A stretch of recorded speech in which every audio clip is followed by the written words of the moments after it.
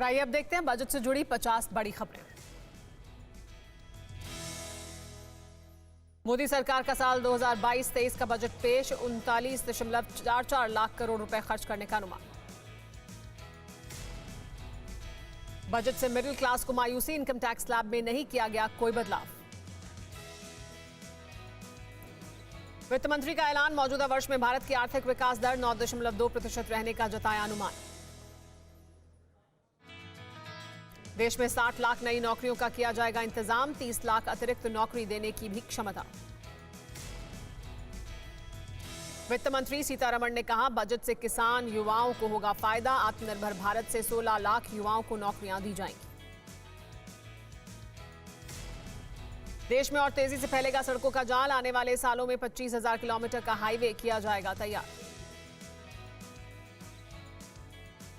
वित्त मंत्री ने किसानों की मदद के लिए भी किए बड़े ऐलान, एमएसपी पर की जाएगी रिकॉर्ड खरीदारी, ऑर्गेनिक खेती को बढ़ावा दिया जाएगा।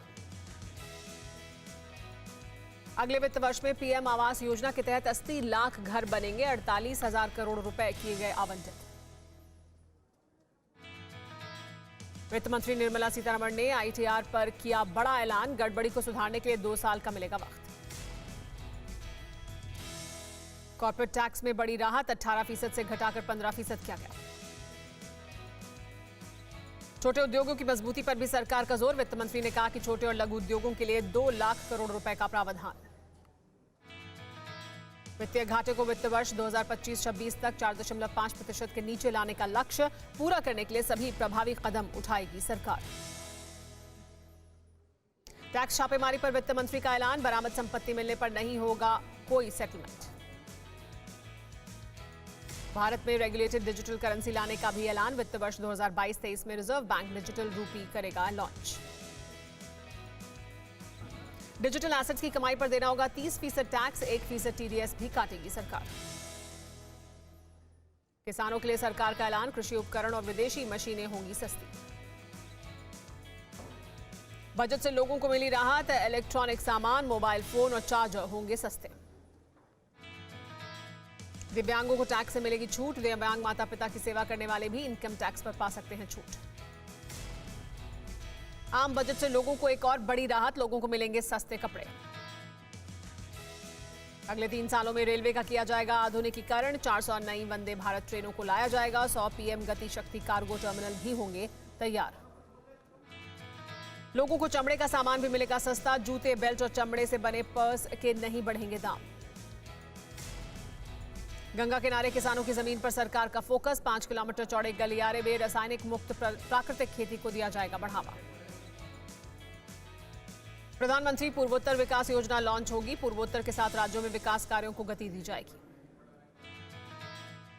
डिजिटल पढ़ाई को बढ़ावा देने के लिए ऑनलाइन यूनिवर्सिटी बनाई जाएगी, छात्रों के लिए 200 पीएम ई एजुकेशन चैनल चलेंगे। नागरिकों की सुविधा बढ़ाने के लिए ई पासपोर्ट किया जाएगा जारी, पेपर पासपोर्ट में लगेगा चिप। रक्षा क्षेत्र में रिसर्च के लिए 25% बजट बढ़ा, आत्मनिर्भर भारत योजना के तहत घरेलू बाजार पर किया जाएगा फोकस। 2022-23 में शुरू हो जाएगी 5G सर्विस, सभी गांवों और लोगों तक इंटरनेट की पहुंच के लिए 5G की लॉन्चिंग के लिए लाई जाएगी स्कीम। सौर ऊर्जा के लिए 19,500 करोड़ रुपए का आवंटन, देश में इलेक्ट्रॉनिक वाहनों के लिए नई चार्जिंग स्टेशन लगाए जाएंगे। बजट में डिजिटल बैंकिंग पर जोर, आने वाले समय में देश में 75 डिजिटल बैंक यूनिट बनाए जाएंगे, कोर बैंकिंग में 1.5 लाख पोस्ट ऑफिस जुड़ेंगे। वित्त मंत्री ने कहा, ग्लोबल मोर्चे पर चुनौतियों का सामना कर रही है भारतीय अर्थव्यवस्था, लेकिन कोरोना काल से निपटने के लिए किए गए सटीक उपाय। बजट पेश करते हुए वित्त मंत्री ने कहा, समावेशी विकास सरकार की प्राथमिकता, गरीबों के जीवन में बदलाव लाना सरकार का बड़ा लक्ष्य। केंद्रीय वित्त मंत्री निर्मला सीतारमण ने कहा, केंद्रीय बजट अमृत काल के अगले 25 वर्षों का ब्लूप्रिंट। आपातकालीन क्रेडिट लाइन गारंटी योजना को मार्च 2023 तक बढ़ाया जाएगा, गारंटी कवर को 50,000 करोड़ रुपए से बढ़ाकर कुल 5 लाख करोड़ रुपए होगा। इंफ्रास्ट्रक्चर के लिए 20,000 करोड़ का ऐलान, देश की जीडीपी को बढ़ावा देने में मिलेगी मदद। वित्त वर्ष 2022-23 में 8 नए रोपवे का निर्माण होगा, पीपीपी मॉडल के तहत होंगे तैयार। राज्यों की मदद के लिए दिए जाएंगे 1 लाख करोड़ रुपए, 50 लाख के लिए बगैर ब्याज भी दिया जाएगा कर्ज। बजट पर पीएम मोदी का बयान, अर्थव्यवस्था को मिलेगी मजबूती, नौकरियों के असर पैदा होगा। बजट पेश करने के बाद वित्त मंत्री निर्मला सीतारमण का बयान, कहा मैंने 2 साल से जनता पर टैक्स का बोझ नहीं डाला।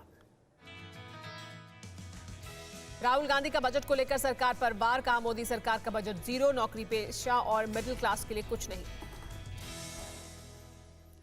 बजट पर गृह मंत्री अमित शाह का बयान, कहा यह भारत को विश्व की अग्रणी अर्थव्यवस्था बनाने वाला बजट।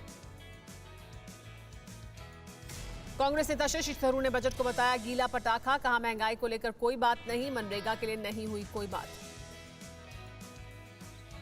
केंद्रीय मंत्री नितिन गडकरी का बजट पर बयान, कहा नए भारत का तेजी से होगा निर्माण, ग्रीन इकोनॉमी की ओर ले जाने वाला है बजट। सीएम योगी ने किसानों की आय दोगुना करने वाला बताया बजट, कहा नए भारत का होगा निर्माण, बजट में सभी वर्गों का रखा गया ध्यान। बजट पर राकेश टिकैत की प्रतिक्रिया, बोले जब तक एमएसपी पर गारंटी कानून नहीं बनेगा किसानों को फायदा नहीं होगा। बीजेपी नेता जयंत सिन्हा ने भी बजट को बताया बेहतर, कहा आम टैक्स पेयर को निराश होने की कोई जरूरत नहीं। ममता बनर्जी का बयान, कहा आम लोगों को महंगाई से नहीं दी राहत, रोजगार के लिए भी बजट में नहीं उठाया गया कोई कदम। आम बजट को समाजवादी पार्टी के नेता प्रोफेसर राम गोपाल यादव ने दिए 10 में से 3 नंबर, कहा इससे हमें मिलेगा चुनावी फायदा। 3 करोड़ परिवारों तक वित्त वर्ष 2022-23 में नल से जल पहुंचाने का प्लान, 60,000 करोड़ रुपए आवंटित किए जाएंगे। वित्त मंत्री निर्मला सीतारमण ने एलआईसी के आईपीओ के जल्द आने की कही बात, कहा एयर इंडिया का विनिवेश हो गया है पूरा। मुंबई का झावेरी बाजार भी बजट से निराश, कहा जीएसटी घटने की थी उम्मीद, इंपोर्ट ड्यूटी ज्यादा होने से टूरिस्ट वर्ग भारत में नहीं खरीदता सोना।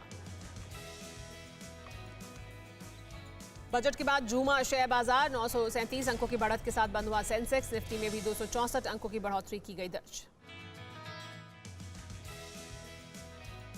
कोरोना धर्म नहीं देखता, जात नहीं देखता, अमीर गरीब ऊंच नीच नहीं देखता। कोरोना सिर्फ मौका देखता है, लेकिन आप उसे मौका मत दीजिए। बस इतना कीजिए, जब कभी दफ्तर से बाजार से घर लौटिए तो इतना ख्याल जरूर रखिए कहीं आपके साथ कोरोना आपके घर तो नहीं जा रहा।